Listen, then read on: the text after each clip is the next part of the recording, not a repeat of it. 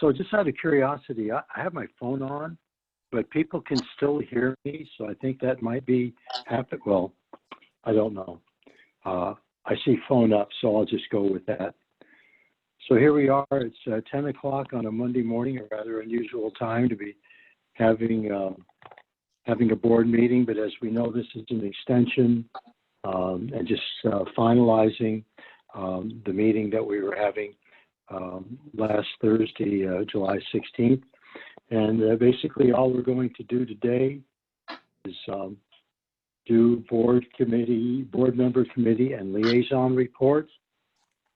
So usually, I guess I could say that we have a quorum, and unfortunately, Director Rice will not be in attendance this morning, but we have other members of the board as well as members of staff as well.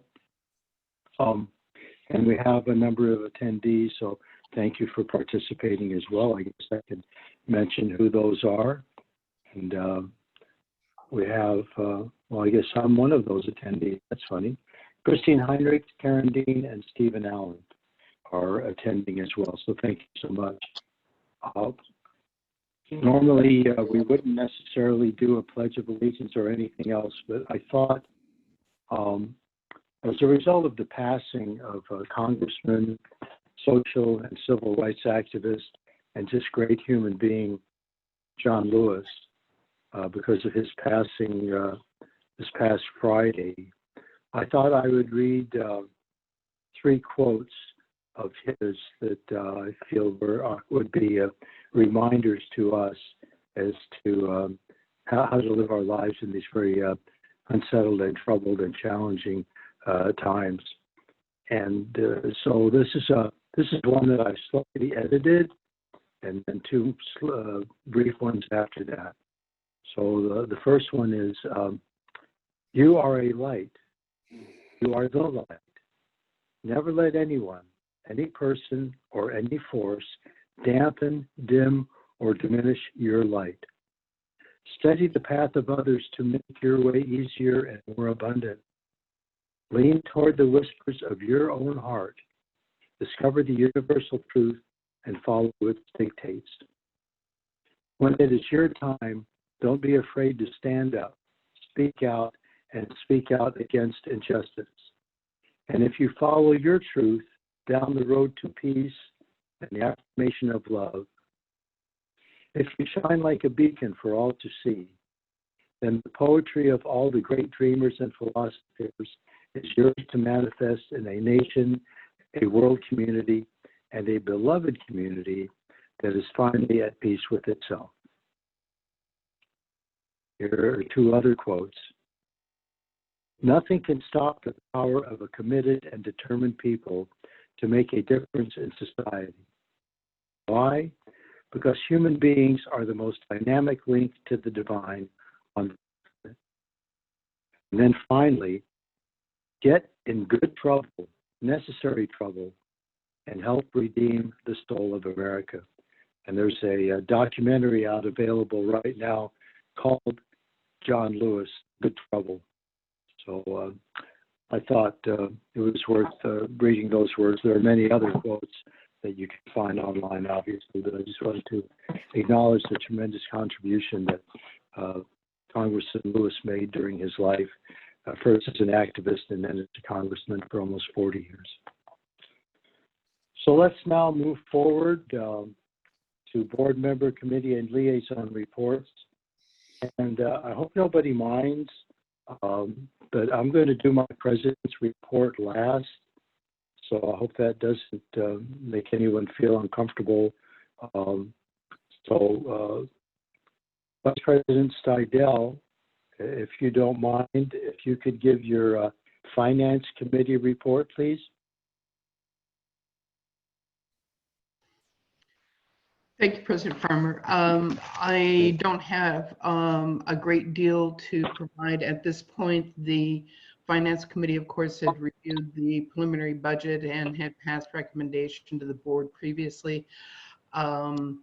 We are meeting later this month for our July meeting, and That meeting will include review of the final budget, which will be coming to the board in August. And that takes care of it for me. That was pretty brief. Thank you so much. Policy Committee report, Director Howell, do you have anything? Anything of import? Yes. Can you hear me all right, everybody?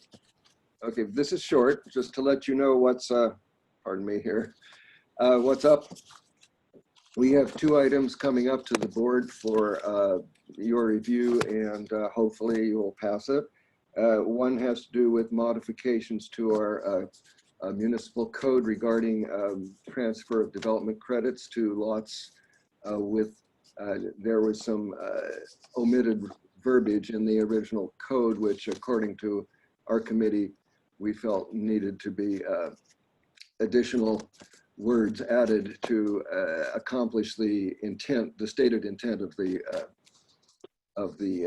code. So I suspect that once you've read the change, which you'll see is quite minimal, it's probably a very good candidate for a consent agenda. And I've sent that forward to the executive committee and to Mr. Weigold. In addition, the other matter which is coming again before you is the question regarding reimbursement of committee members' expenses.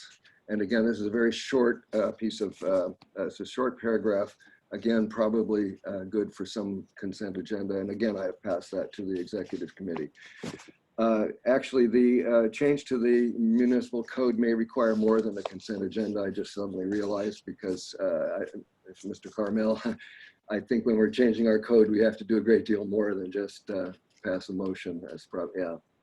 So those are the 2 things which I hope that will be coming up soon, for no other reason than the policy committee has been working hard, but they haven't had a lot of positive feedback from our board. So I think it's important that we deal with these matters as quickly as we can so that they can get some feedback and can maintain their enthusiasm for their work. At our next meeting, we have a number of items that were coming forward. Just very briefly, and that meeting, by the way, will be week after next. We will be, there will be just a report, but no action or minimal discussion regarding policies related to people experiencing homelessness. That's a very large issue, and there's 3 people presently working on this. I really don't know where they're going to end up, but they have been working hard on that, and I'm hoping to get a progress report on that point. Another item, we have several other items here. Yes, we will be discussing and considering, no, we will just be discussing the issue of who answers correspondence to the board. This is where correspondence has been addressed to the board as a whole, and then the question becomes, well, who gets the pleasure of having to answer those letters. My concern here, and I actually brought this forward to the policy committee, had to do with the fact that I often receive correspondence addressed to all of us with no knowledge as to whether anybody has any responsibility for answering those notes. And I'm very reluctant to answer them on my own because I can't speak for the whole board. So it is an issue that needs to be addressed. The other thing which we had been asked to deal with has to do with our record retention policy and our email management issues. That will be coming forward for discussion and consideration. It's rather extensive, I think. I've just reviewed a little bit about what our subcommittee has done, but we'll get more about that. And the other thing which will be of interest to all of you is we have been dealing with the issue of a recommended policy for filling vacancies on the board of directors should resignation or something occur. So we will be discussing, I think we will be discussing and considering that one also. So we have a couple of series of things where we are going to take some votes. That's the extent of our meeting week after next. I certainly invite anyone listening, please come and join us. In addition, just to let you know where we are, I'm hoping that we can bring a draft, the beginnings of a draft policy regarding purchasing, which had been something put on our plate some time ago. I'm hoping that we will be able to bring something forward at our August meeting for that. Presently, there's only two of us working on this, and it's basically myself, which I'd like to get off of that and let the committee work on it, because I already know what I think about all this stuff. We need to hear what they have to say. And also, I'm having enough to do. So I'd like to spread the work around a bit. So, but hopefully that will come up in August. The only other thing to mention on that, I've asked and been very pleased with staff here. I've asked that the policy committee meetings be conducted as regular Zoom meetings rather than webinars, because I've had some comments from the public, and I've also felt that for these less formal, at least for the policy, I can't speak for the other two committees, for us, it's, I think, useful to try to encourage the public to interact a little more fully with us by allowing them to be seen and that they can see who else is attending and see other people's reactions. And I have had some good feedback on that. So far, unless it gets out of hand, I would really like to continue with that format. We are still able to get our work done. And as I said, as long as we have the protocols for dealing with a group in this virtual format, as long as those protocols are working, I see no reason not to continue in that fashion.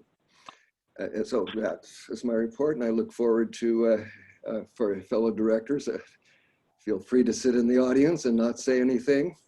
I have to tell you that I actually value my time being able to be a fly on the wall in your meeting, in your subcommittee, in your committee meetings. It's been very useful to me and saves a lot of board time because I often get the explanations of material that I would otherwise be asking at a board meeting. Anyway, thank you for this time. All right, thank you, Don. By the way, if you don't mind mentioning when the next policy committee meeting is. Yes, thank you, Mr. President. Yes, it is not next week, but the Thursday of the following week. The date escapes me at the moment, but it's a week from, I lied, sorry. A week from this Thursday. Let me check my calendar. Now you have me wondering. Hold on a minute. Is that right? It's 2:30 on the 30th. Thank you, Mr. President. So, and that is week after. It's next week. Is it next week? Yes, it's next week. Right. Sorry, I just lost a week. Nothing to be sorry about. So, let's move forward now to Resources and Infrastructure Committee report. And Director Pearson, good morning. Need to unmute. Good morning. Thank you. Good morning. I've written a report that will become part of the minutes, and I think Haley is going to bring that up on the screen for me.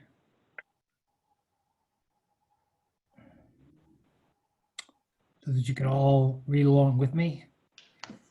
The R&I Standing Committee report, we reviewed the PG&E IGA update meeting of June 3rd. The attached, it goes into some detail. Would you scroll down to that, Haley? There you go. This gives you an idea as to what they reported out to us, PG&E and their engineers. These cost estimates are still very rough. They said plus or minus 20%, but they did differ considerably on some of them from what they had originally given us back in January, February, or whenever it was. Some key things here, the replacement of the transformer for a 4-wire service, that application is moving forward. And they do think that by the time we get around to proceeding with a contract, they'll be ready to move right ahead on that one. So that's good news. ECM number 4, we have 3 blowers out there and they're all ancient. So what they decided in agreement with the staff was that they would replace one of those blowers with a brand new one and then refurbish the other 2 and have them ready for standby, which I thought was a good money saving opportunity. Some of the other ones, the generator replacement cost a little bit more than it had before. That's ECM number 8 on the list there. They did give us a number to go with tertiary treatment, which we don't need to do at this point in time, but they've got it out there, a little over $1 million. An important one, I think anyway, was the lift station upgrades to A, B1, B4. That's replacing the pumps and refurbishing those lift stations and getting the pumps out of the pit and up where they can work on them without having to go into a confined space. That will save a lot of labor because if you have a confined space, you have to have 3 people on site. So that makes it very problematic. They also did the water systems at our request. Remember, we asked them to go ahead and at least give us an idea on the water systems. So they gave us a price to upgrade all the pumps out at the San Simeon well field and SR4. You see that one. Then they talked about replacing the booster pumps, which are located mostly at tanks, but also at the rodeo grounds. And that 3 million figure, most of that money is for actually moving the rodeo grounds facility about 75 yards to the other side of Rodeo Grounds Road and out of the floodplain. They also put a number on replacing the domestic water tanks. They had the Stewart Street tanks in particular, a plan for that, where there's 2 plans. Either one, they could build one new, larger tank on that site, or they could refurbish the 2 that are there and replace those. I think the domestic water tank replacement figure that they gave us was for more than Stewart Street, because I can't imagine that that's $2 million. But I have not gotten clarification on that yet. And since these are still rough figures, I think we're pretty good to move along here. They also gave us pricing on doing the Vets Hall lighting replacement, which I would hope they would do right away. Street lighting replacement, they came up with about $17,000 to replace those with solar. They have a very limited choice, and we let them know that before they chose the fixture, we needed to talk to our dark skies committee and make sure that whatever fixture they had kind of met their requirements. So San Simeon Wellfield solar array, they gave us a shot for that just to let us know what that was going to cost. They did not have any payback or anything like that for that particular field, but it basically where our pumps are out there, SS1 and SS2 is where they would put this solar array and feed back into the grid, because hooking it right to our facility, we have way more power than we need for right there at the pump stations. So they feed it back and they give us a credit for that against our bill and all that kind of thing. So any questions on any of that? Briefly. Okay. Haley, if you'll scroll back up to the top there. David, if I could just make a quick comment. Sure. You were you were talking about the cost of the water tank replacement and why that, I seem to recall it was about $1.4 million, something like that. If they were just going to replace the small tank, which is the one that certainly needs attention as quickly as possible, and I believe the cost of that was going to be, let's say, probably about $450,000. But I believe that PG&E was also considering, remember they showed us that diagram of removing the current two tanks and building a larger tank. So just having one out there, and maybe that's the reason that the cost is more than we would have anticipated, because it's about building a totally new, much larger tank taking place of the other two. So that may be the reason for the added cost. Very good. Thank you for helping out with that. The R&I committee also established an ad hoc committee to help with the SST funding and keeping informed on the progress. We began talking about developing a CIP for the general fund departments, pros, facilities, and the fire admin. And then, of course, future work for us is going to be working on some kind of an asset management policy to get us a list of all the things that we have and making sure we're keeping track of those. So, Mr. President, with your permission, I'll go ahead and hit my liaison reports very quickly. Go right ahead. Thank you.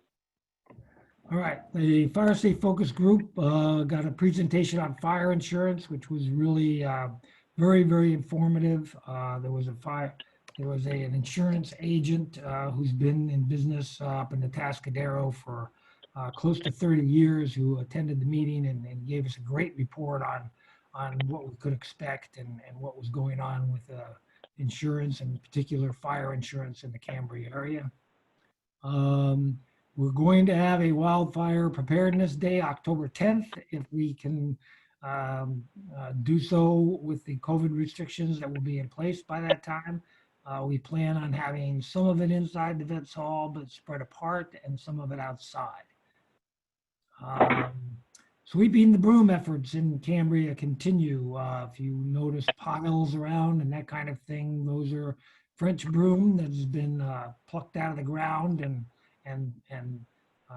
stacked there, so that at some point in time they'll either be burned or whatever.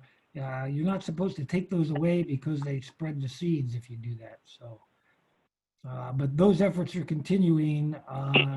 There were some great pictures of the stands of these things that were 10 and 12 feet tall up behind Fog's End, Mr. Behringer's property.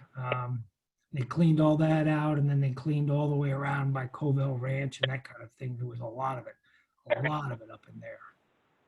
We had very successful chipping days held July 6th and 7th. 43 piles of fuel were chipped. Over 24 tons of material was carted off. This year, we did not require that the property owner take the chips back onto their property. We decided to pay the little bit extra and have it carted off. So that was a help for getting, I think, more people to participate. CERT activities coming up, just to let everybody know. If there's a red flag day, the CERT teams will be out there on fire patrol looking and making sure, driving around the communities and looking for incipient fires. And if there's a public safety power shutoff, which is the PG&E thing, that if they think there's going to be a possibility of a spark causing a fire, they will shut down, okay?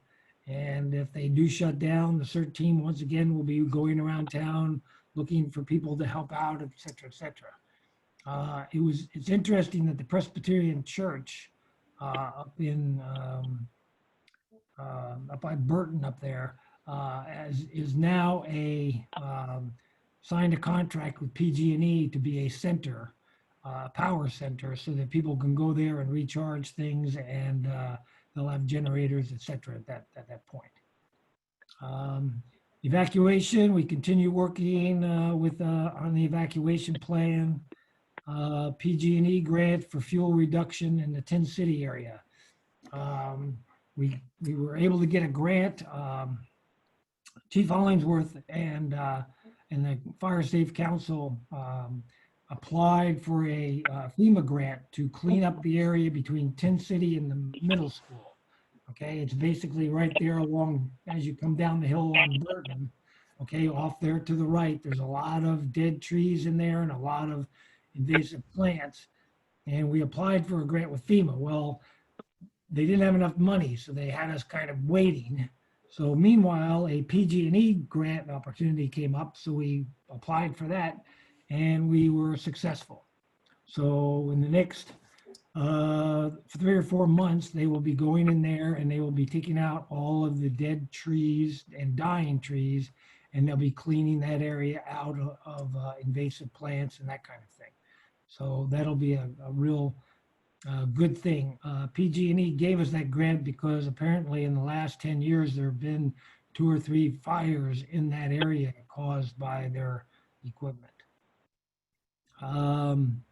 There's another website that you might want to go out to called alertwildfire.org. This is cameras that are up on top of the mountains in the area, and they're using those to spot fires early and make alerts and stuff. But you can go out there and actually look yourself.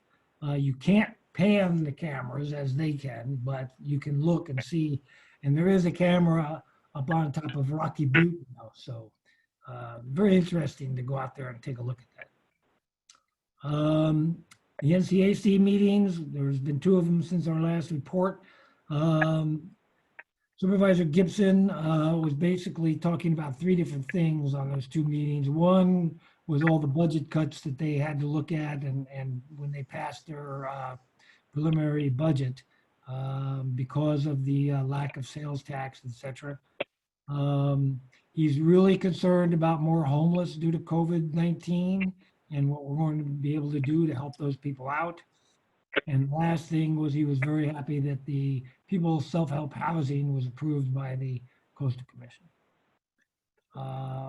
The representative from the Planning Commission, Sayong, had talked about the fact that there's going to be a housing update due to the Board of Supervisors in September. And I was not exactly clear as to exactly what that was going to look like, but apparently they're changing their ordinances some on that.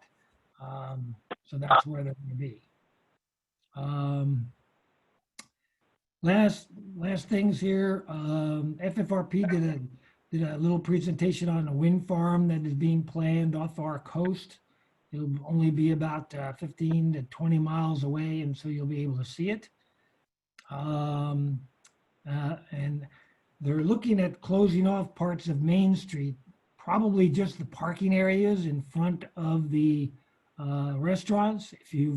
And some of the other businesses, if you've been to SLO, they've already done that. Okay, if you go along the main streets there, they have actually blocked off some of the parking so that those restaurants will be able to move more tables and chairs outside so that they'll be able to remain open.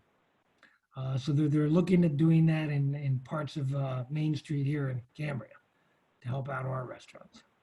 And last, John Rohrbach did a very nice job of going over CambriaCA.org, which is his little newspaper that he's publishing every week. If you haven't been out there to look at that, I think it's worthwhile. So, and that's my report. Thank you. Well, thank you, David. I just want to comment with regard to, I believe Morro Bay had, where they extended restaurant dining areas out into the street. They called them parklets. And when I was in town on Saturday, I noticed that there's 2 restaurants in the West Village that already have areas extending out into the street, Madeline's Restaurant and also the West End Bar and Grill. And I spoke with the folks at the Cambria Cafe in the East Village, and they're going to be putting, the lady there told me that they're going to be putting dining areas out in the street sometime It might have been Sunday or very early this week. So that's an update on that. Good. Thank you. And they did those by the way, I just want to mention a couple of years ago, they did those in Morro Bay as well. They had 2 of them for about 6 months. But what ultimately happened, and I don't think this is going to occur here, but they ultimately took them down because it was removing too much parking.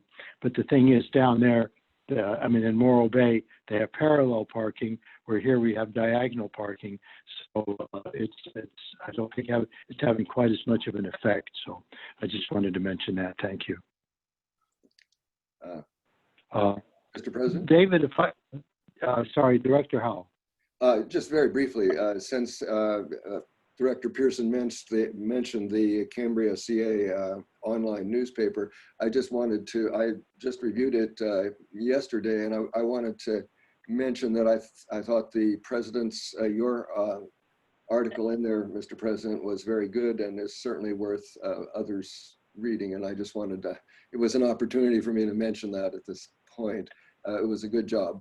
So thank you for that. Well, thank you very much, Director Howell. And I'm actually going to be reading that entry here momentarily. Anyone else have any comments on Director Pearson's presentations before we move forward? As President Seidel, I don't believe you have any liaison reports. Is that correct, or am I wrong? No, that's correct, President Farmer. Okay, thank you. You have enough on your plate as it is, so thank you. So I think what I'll do right now, oh, by the way. Farmer, I'm sorry, Director Howell had something that he wanted to add. Actually, I do realize I did have a very brief liaison report to mention, which probably the Tyler Encode thing. I just wanted to let you all know, I just was a fly on the wall this morning. They're starting now to work directly with some of the developers, Pam is, to actually get the parameters of our system. So there is real progress being made on this, and they're going to be working for the next 3 days on this. I just wanted to mention that I just sat as a fly on the wall for the first hour of their meeting together this morning, and it was extremely impressive. I think we're all going to be very pleased when this is all done, and it's going to definitely be worth the cost. Of what it was this morning was an examination going into our chart of accounts and of the various way that the finances, the various processes are handled. And I learned more in that 1 hour than I have in the year and 3 quarters that I've been on the board as to how our operations are going. And the one thing that I did see, and this is not criticism to anybody, but just to comment on how much of our processes are manual. So if you're wondering why sometimes it takes a long time to get things done, that's the reason. We are way back. We're about 20 years behind the curve on this one. So this is just a very, very positive thing. I'm really looking forward to this going forward. But anyway, I just thought I should mention that. It was in the top of my mind this morning because that was the meeting I just came out of. Well, Director Hall, perhaps at our next board meeting, you could take a little more time and give us more detail as to what it is that you learned and suggestions you make for us moving forward as a board in a district. So it looks like, so I want to mention, and I really appreciate what Director Pearson did, and having a printed out report as opposed to it just being, read. And that suggestion was actually made this morning by our local activist, Elizabeth Vettenhausen, who last I looked wasn't attending this meeting. She's probably out walking. No, I still don't see her here. She's probably still out, although Elizabeth has joined the meeting. She was out walking along the beach. So she suggested that all of us in our reports type them out and then make them available at obviously at the district website, and also they can be seen on the screen while we're reading them. So I've got a little bit to report here. And so I'm going to start with the Friends of the Fiscalini Ranch Preserve June and July meetings. First off, Facilities and Resources head Carlos Mendoza, who obviously does work on the ranch. He updated the work that had been done there. The fact that the fire breaks were finished, including removing debris and branches from trails. The wood chips from the trees were used for landscaping at the Veterans Hall. They also made use of a grant of $5,000 to put up new interpretive signs. I don't know if any of you have walked out there. They're really very attractive. There's a presentation of needed information regarding plants, trails, birds and animal life, and so forth. Plus, they have mud-knit bags and other information. And these are at the Tipton and Trenton entrances to the ranch, as well as at the fire road down off of Marlboro. 60 hours of volunteer time was put in on both Memorial Day and 4th of July weekends out on the ranch, down on the Bluff Trail, just welcoming visitors, answering questions, being a friendly face of FFRP. Of course, this is good for public relations and fundraising as well. On Sunday, May 24th, which was, of course, Memorial Day weekend, just from 9 a.m. to noon, down on the Bluff Trail, the visitors, we had just under 250 two-legged visitors, 225 adults and 24 children, as well as 42 dogs. So that was quite a turnout. There was not as many people on the ranch on the 4th of July weekend, the beautiful weather both times, and I'm thankful to report that more people were wearing face masks on the 4th of July weekend. So people are becoming more aware of the need for that. Also, with regard to FFRP, their website has been updated. They have new banner images there. They have an approved education page, including the field guide project from the San Lucia Middle School students, as well as a page for the Great Kitchens of Cambria. They're not having a tour this year, but they're kind of having something like a virtual tour in preparation for 2021. I also want to mention the fact that FFRP, they're looking for a new, more visible and inviting office location, hopefully still on Main Street. You may know that currently their office is like way tucked back there by Sandy's Deli at the end of North Main Street in the West Village. And so they're looking for something that's more visible, more engaging with visitors as well as locals, to have people more involved, maybe doing more donations and so forth. Let me see. I think it was Director Howe just mentioned with regard to the new site that is on social media that has been put together by John Rohrbaugh. He does an excellent job. Of course, it's called CambriaCA.org.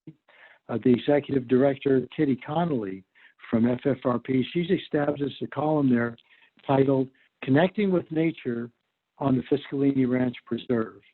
And so you can go there to just get more information on what's happening at the ranch. FFRP, they finally received the James Allen report. He's an arborist. He's done work with FFRP in the past, and they hired him to assess the health of the forest on the ranch and along Highway 1 after the work that was done by CAL FIRE and their crews that they hired last fall. So over 120 comments were made regarding the quality of the report from various people, including Fire Safe Council leader Dan Turner, our CSD Facilities and Resources Department head and ranch manager Carlos Mendoza, former FFRP Executive Director Joellen Butler, former FFRP Board President Walt Andrus, as well as the current Board President Mark Larson, and other folks as well. So like I said, they made over 120 comments regarding this James Allen report, and the overall consensus of the report is that it was difficult to read, filled with incorrect statements, erroneous facts. Findings were often either incorrect or incomplete, and there's a possibility they may have to have a new survey done by a different consultant. They paid James Allen $12,000, and I guess you could say that they're a bit disappointed in the results of the results of his findings. Also, a couple of other items that I want to mention. At the July meeting, among other items of discussion, there was concern about the increasing number of bicycles on the ranch, and occasionally there's some conflict with the hikers, also maybe some harm being done to the trails themselves by the bicycles, and they thought perhaps that the bicyclists should only be allowed on the Marine Terrace Trail, which is the fire road that extends off of Marlborough or off of Windsor and Seacliff Estates.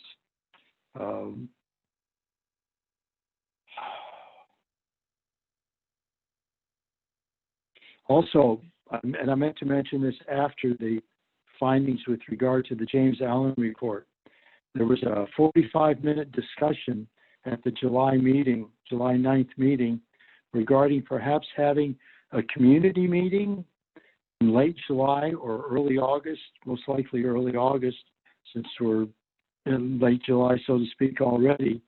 And they would love to do this live, but it would probably be a Zoom meeting to discuss the work that was done on the ranch that we just alluded to, that especially when it first took place a few months back, the work done there was very controversial. And so what they would hope to do is have a discussion with folks, not only our own Carlos Mendoza, but members of the board of directors of FFRP, folks from the Forest Committee, as well as Green Space and the Fire Safe Council. And this meeting would be open to the public for comments to basically resolve any misunderstandings that might have taken place regarding the work that was done. And one other item that I want to report from the FFRP, on July 4th, there was a fawn that was attacked on the ranch by a dog that was off leash, most likely from somebody visiting from out of town. The fawn was ultimately taken to Pacific Wildlife Care, where it passed away shortly afterward. So we've just had permanent signs being posted notifying visitors of the county regulation that requires dogs be on leash at all times, and the FFRP folks are going to be enforcing that a little bit more. So, so there we are with regard to FFRP. With regard to the Forest Committee, and like I say, this is reports from two different meetings, the ones in June and July. So at the June meeting, Chief Hollingsworth gave a presentation on the weed abatement program. He clarified who cares for developed and undeveloped lots. If I have my facts correct, the Cambria Fire Department is responsible for the undeveloped lots, and hiring a contractor to do the work, the weed abatement and that type of thing. Also, CAL FIRE is responsible for assessing developed lots, in other words, where homes are, and creating defensible space around homes, at least 30 to maybe 100 feet away from the homes. And it's been noticed the quality of the work that is done throughout the community basically depends on who's been hired to do the weed abatement and other clearing. Also, it was noted that more stringent rules have been imposed at the end of 2019 to require non-combustible siding on all new construction and remodels, once again to limit the effect of fire. And also it's important to, it was noted that it's important to ember-proof all structures to prevent fire, all homes, and here in Cambria. It was also noted that CAL FIRE is still doing hazardous tree removal throughout town. I believe Director Pearson noted this, especially the French broom.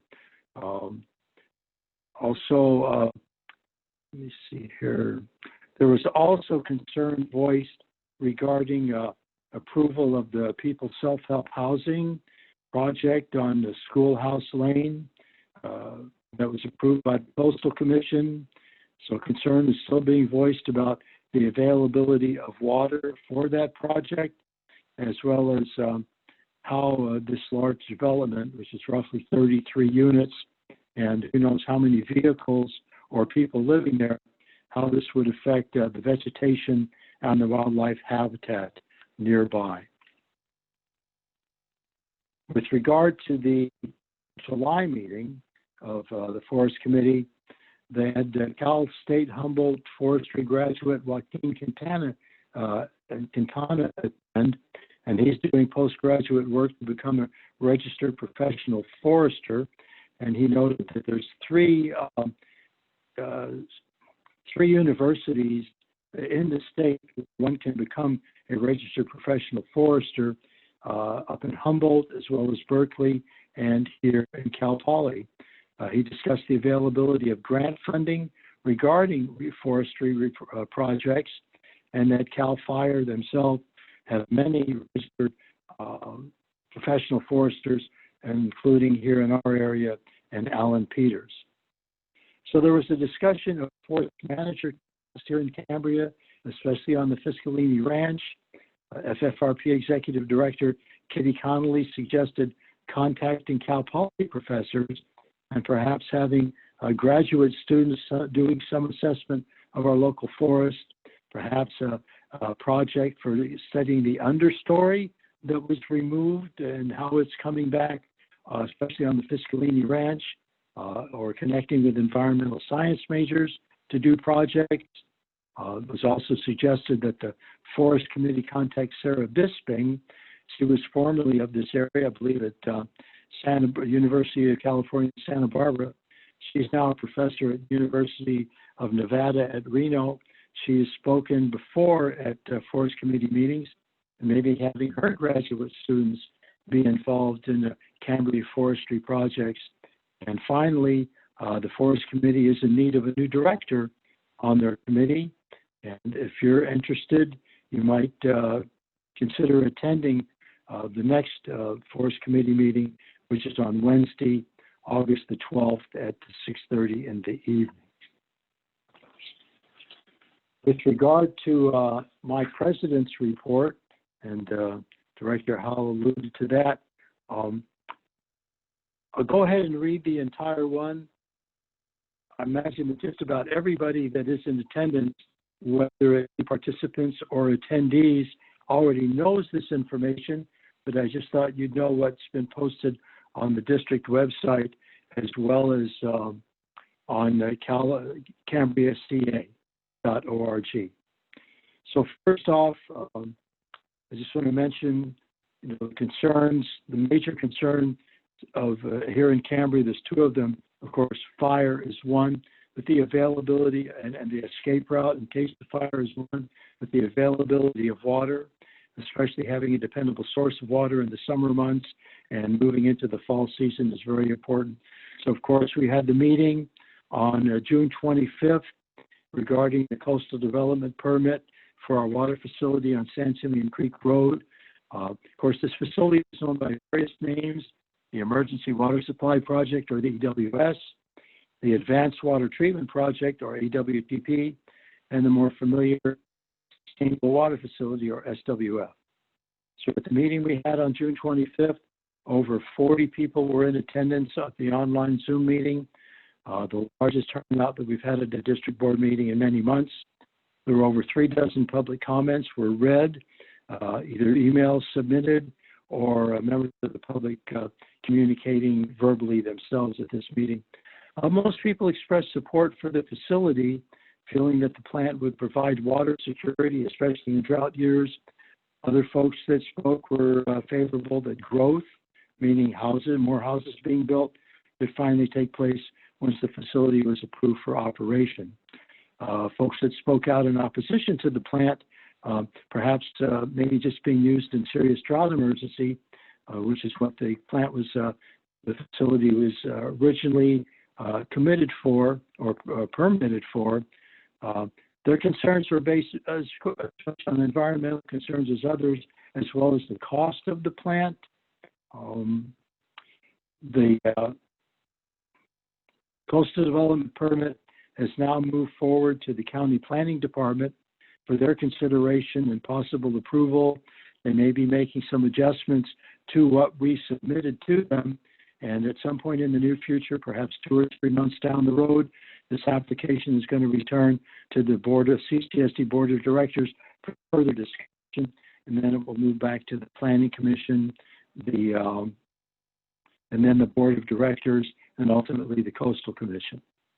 So I want to elaborate a little bit more, including clearing up any misunderstandings regarding the facility. First off, the facility, of course, was built in summer and fall of 2014, but it has yet to provide water of any consequence to our town during the 6 years that it's been available, despite costing, of course, millions of dollars. So I just wanted to clear that up because there are people in this community that actually believe that we are receiving water from this facility. That is not factual. Meanwhile, over the years and at present, we still have various local, state, and federal agencies continuing to express concern over the impact the plant is having on the natural environment. And this is due basically to the fact the plant is in a 92-acre environmentally sensitive habitat area, or ESHA, not to mention the extreme amounts of brine waste that are produced when the plant operates that need to be trucked elsewhere, whether to South County or over to Kettleman City, creating, of course, further pollution and harm to the environment in the process. Also, water produced by the plant, which, of course, combines treated wastewater with water from the natural environment, is going to be extremely expensive, likely up to 3 times the amount normally incurred by the ratepayers of our community. And it's important to know that a lot of folks in our area, especially people that have just arrived here, aren't aware of these facts that I just mentioned. So I just want to point out that, of course, the most efficient and effective way to address the water needs of our town is through ongoing water conservation, which, of course, we've been doing for a number of years, many of us, including water collection and storage and water use and reuse at our homes. Of course, the repair and upgrade of the district's water infrastructure, which is alluded to by Director Pearson earlier. This would include water tanks and the piping water delivery system, and hopefully we'll be continuing to approach and improving these areas in the future. Now, of course, we've been fortunate in the past where we've had serious water challenges. The citizens of our community have always stepped up and cut back on their water usage. Cambrians continue to cultivate productive habits, and one would hope that the more recent arrivals to our town are going to be equally concerned in the area of water conservation. There's 2 other items I want to talk about. The first one, I think many people that are attending this meeting today are aware of the fact that there are protests and actions that are now taking place for the past 3 weeks at the former location of our community skate park. Many folks of all ages are expressing their disappointment that no longer does the park exist, but that it was apparently torn down with little consideration for the needs of the youth of our community. People are equally upset that it appears that no effort is being made to replace and rebuild the park. At least that's the way it appears at this point, either at its former location, of course, across from the Veterans Hall, or perhaps on the East Ranch off of Rodeo Grounds Road.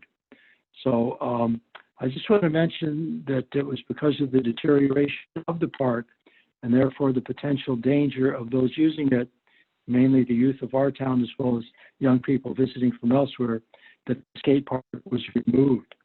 Now, many folks have expressed disappointment that a greater effort wasn't made to maintain and improve the park, which is, of course, a legitimate expression of frustration. But right now, we're at a point as to how to move forward and meet the needs of the young citizens of our town. Folks have been, like I said, present at the old location of the skate park on Friday afternoons while the farmers market is taking place. So you can go and visit there from 1 until 5 o'clock, voice your opinions, voice your support, maybe make a donation with regard to the building of a new skate park. You can also attend the Parks and Recreation and Open Space Commission meetings, or PROS, P-R-O-S. They have their meetings every first Tuesday of the month, beginning at 10 o'clock. And you can also speak out at our regular board meetings every second and third Thursdays, and the meetings begin at 2. And then finally, I want to mention, and this is kind of old news, but I haven't had a chance to present this in the last couple of months. So I think it's important to acknowledge that on late Monday afternoon, June 8th, nearly 200 Cambria residents of all ages, incomes, and backgrounds, including mothers with their children, came together in a peaceful manner to address the issue of racism in our country. Of course, this is also taking place at thousands of cities across our nation, and this is still continuing in many areas. Most everyone that attended this gathering in Cambria's West Village, brought a homemade sign expressing their individual feeling on this issue. So we gathered for an hour at Main Street and Cambria Drive, and that included kneeling for 8 minutes and 46 seconds to acknowledge the death of, I'm afraid I've forgotten his name, George Floyd. And then we did a march to and from Main Street and Windsor Boulevard. We had many people that drove by during this hour and a half, and they, I'd say about 90 to 90%, 95% honked their horns or waved to show support of the demonstration that took place and what it stood for. And I would say regarding our community, this was really a heartwarming display of togetherness of Cambrians. So that's my president's report and other reports. I'm just wondering, we don't necessarily have to ask for public comment, but if anyone is out there and wants to call in, would they be able to contact you, Haley, and make a comment? Yes. Okay. It looks like there's one person. It says here, total one phone. Oh, I see. That's no, never mind. Okay.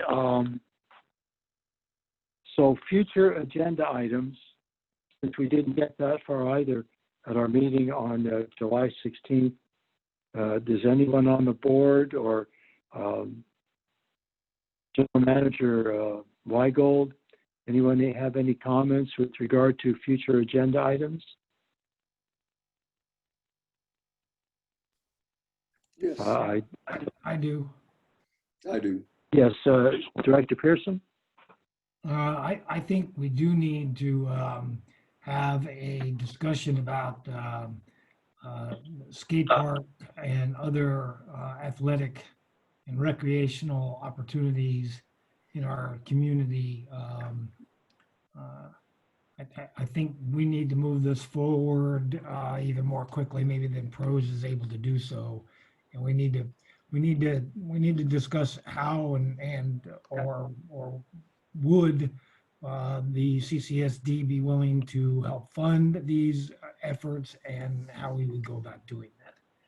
So I think that is one thing. And my second is that we need to have a discussion on the grant policy, and that needs to come before the board so that we can look at that. I would recommend that the general manager and his staff look at that policy and present a revised policy to us for our either approval or disapproval or revision or whatever. But I think we need to move forward on both of those items. All right. Thank you, Director Pearson. You know, one of the reasons, if I could just mention this, that the skate park has become a bit controversial is that there's been 2 suggestions made as to what to do with the old site, which, you know, everything is torn down and it's just surrounded by barbed wire, which is a bit unsightly. But So there's been a proposal made, and perhaps I should have mentioned this in my president's report, a proposal made that we replace the skate park with a combination, what is called a soccer arena and basketball courts. Obviously, the other option is actually building a new skate park, somewhat like what they have down in Cayucos or Morro Bay. So those are the two. That's a controversial issue that's taking place. And as Director Pearson recommended, probably the board needs to make this an agenda item to have more feedback from the community and perhaps more study as to how to move forward. So thank you, Director Pearson. So I don't see any other suggestions for future agenda items. Director Howell has one. Oh, no, excuse me, Director. Thank you. Sorry, Mr. President, I didn't raise my blue hand, so you probably didn't see me. First of all, I concur. Excuse me. Concur with the suggestions made by Director Pearson. Those are sufficiently important that I'd like to see those. Hold on a minute. I'd like to see those at our first meeting, if possible, in the coming months, because the sooner we get those taken care of, I think the better off everyone will, happier everyone will be. In addition, though, I'd like to, an item that I think is of considerable importance that needs to be addressed sooner than later, perhaps at the next meeting or perhaps at our second meeting. We really do need to discuss procedures whereby a regular meeting can be canceled. This is a difficult situation. I don't think there's any guidance in the bylaws regarding this, and yet having a regular meeting canceled by less than a majority of the board doesn't seem right to me. I think that we need to, we may need to even address whether we should continue to have 2 meetings a month or go back to 1. I think this is a sufficiently important question, not as important as the other that Director Pearson raised, but I think before we go canceling any further regular meetings, we do need to address this, unless we cancel a regular meeting at a regular meeting. If we're going to do anything other than that, I really think we need a bylaw change. So I would like to see that on some future agenda, and that in the meantime that we do not cancel meetings without a board majority at a regularly scheduled or at a regularly noticed, a properly noticed board meeting. So that would be my a recommendation for a future agenda item, and also my suggestion is how to proceed until we address that issue. Well, Director Howell, I just want to say that, in canceling the meeting, and it was kind of done in consensus with those of us at the agenda preparation meeting, meaning Vice President Seidel and legal counsel Tim Carmel and our general manager, Mr. Weigel, as well as myself. I was the one that initiated that, and I was in error in doing so, and I'll admit to that, especially because not only our board members are a little, well, let's put this, members of the public were a bit concerned as much as anything. So, but that we would open that for discussion at a future meeting. So thank you. Thank you. May I tail onto your comment briefly, if you don't mind? I don't mean that as a criticism for you or the vice president or anybody. It's just something that we hadn't really considered. And the reason, and I'll just to let this go, but in a situation, you could have a situation where an executive committee of a board, without any concurrence with the rest of the board, cancels meeting upon meeting upon meeting, because they don't want the board to take any official action on some particularly important issue. This isn't happening here, but in terms of having a set of procedures which are help to govern many of the situations that might occur. So please don't take it as a criticism of what was done, but rather this is an indication where I think that there's lack of clarity in our own bylaws as to how to proceed. Well, let me discuss this. I did discuss this item with Director. Well, maybe I shouldn't mention this because that might be a Brown Act violation. Probably So better. I guess I can say that. No, it's well, anyway, apparently it is the regulation that the board, as you stated, it needs to be a board decision at a meeting to cancel another meeting. So I think that's already a regulation. Anyway, I appreciate everybody attending this meeting, including the folks out there in the public, especially folks that are considered to be, continue to be involved over many years, and it's very much appreciated. So we're foggy right here. Yes, Director Hall, you have one more comment. I'm sorry. I had a question for Mr. Carmel, and I don't know where to put it in the meeting, so forgive me if this is a little out of order. Mr. Carmel, is it sufficient if we have material to share with other board members and we can't get it into the packet? Is it sufficient to share that information via a screen sharing during our actual meetings so that the public can see what it is that we're looking at? Is that sufficient? Yeah, yes, it is. Thank you. Thank you very much. I just wanted to be sure on that one. So those of us who are struggling to get reports in time for the packet, should we fail, we can do a screen share and do it during the meeting. Okay. Thank you. And I think it would also be valuable, thank you, to just post them at the district web. That would be effective as well. So, all right, thank you, everyone. Sorry to intrude on your Monday morning, but have a very pleasant rest of the day, a pleasant rest of the week. Wear a mask like our legal counsel is right now here if he is sitting alone in his own office. And everyone be safe, be well, be kind, considerate, and as loving as possible these challenging times.